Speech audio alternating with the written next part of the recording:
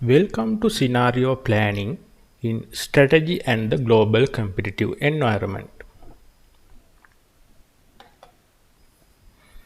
Here is the presentation outline.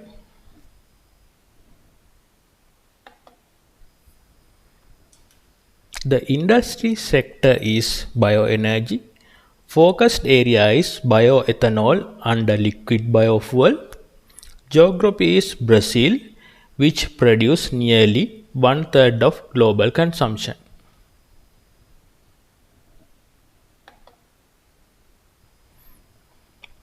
These are the key drivers identified from detailed pestle analysis and Porter's five forces analysis. It is observed that lot of legal enforcement are coming from EU region against greenhouse gas emission, and eventually they make an impact on local context as well.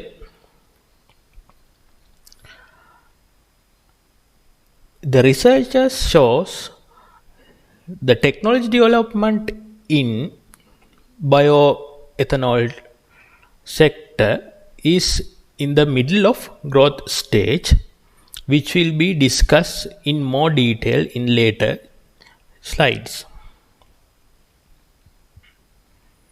In the past, energy security is the key driver for bioethanol production. However, currently it can make only moderate impact due to availability of flex vehicles. Flex vehicles can run with 100% ethanol or ethanol mixed gasoline. When it comes to political influence, Brazil has mandate to blend ethanol with gasoline. However, government has authority to change the blend percentage. Currently, the blend percentage is 27.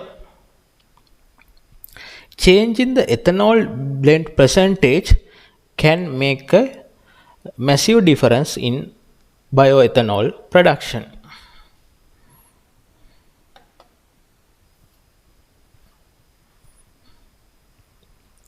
Here is the scenario grid created from two most correlated drivers. The most two correlated drivers are legal enforcement toward greenhouse gas emission and technology development. In the scenario grid, four scenarios has been identified. The first one is eco-friendly scenario, and the second one is massive production. The third one is less scenario, and finally fourth one is deadlock scenario. Let's see each scenario in detail.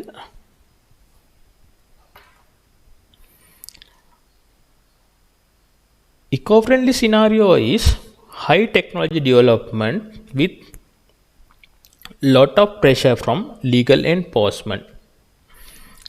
Massive production scenario is high technology development and less pressure from legal enforcement toward greenhouse gas emission. This is mostly possible due to world is running out of fossil fuel. Lazy scenario is lack of ethanol, lack of technological development, and no requirement to have legal enforcement against greenhouse gas emission. Mostly this could happen due to economic crisis or pandemic situation. Deadlock scenario is technology is not moving forward while having lot of pressure from greenhouse gas emission. This could be really a deadlock because there is no enough technology to manage the pressure and provide enough production.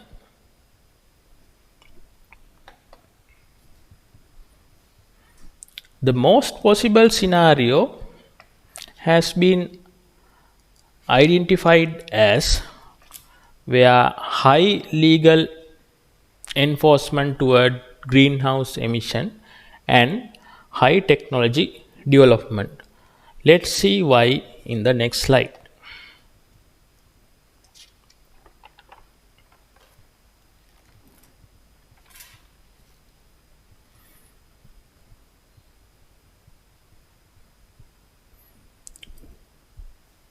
The Brazilian national policy towards biofuel is Renova Bio. Renova Bio mainly focus is supporting Paris Climate Conference goal while minimizing greenhouse gas emission. Further, Renova Bio introduced the concept of decarbonizing credit which can be traded in Brazilian stock exchange. All fossil importers have to achieve given number of decarbonizing credits which is proportional to their import quantity. Only way to achieve decarbonizing credit is they have to purchase it via Brazilian stock exchange. The conclusion is it shows how extreme Brazilian biofuel national policy towards greenhouse gas emission. The other factor is European Union is not only looking at final production but also they are looking into the production process. This is where president decision to revoke agroecological zoning made a huge uncertainty in European market because agroecological zoning is the law which protect Amazon from deforestation. Further researchers show in 2040 most of carbon dioxide emission comes from developing countries than developed countries. The percentage is estimated at 127% more CO2 emission from developing countries compared to developed countries. Being a developing country, Brazil have to face long-term greenhouse gas emission concern, plus they could have positive effect on massive export for bioethanol for other developing countries.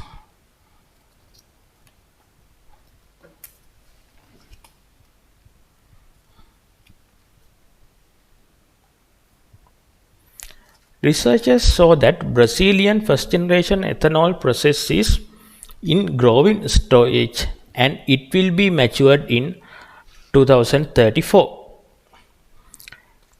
Similarly, cellulosic ethanol or second generation ethanol production will be matured in 2034.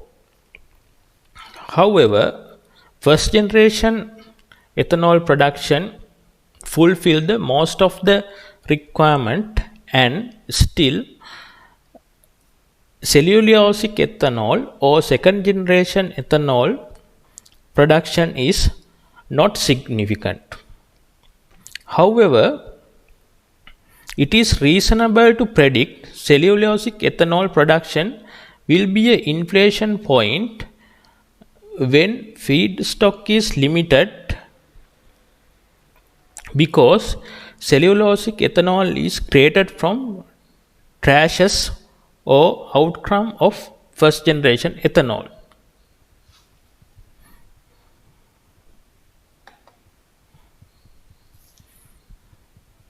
The composite scenario from high technology and high legal enforcement towards greenhouse gas emission would be both production requirement and feedstock are controlled by greenhouse gas emission while technology have to work with fulfillment of the demand with limited feedstock.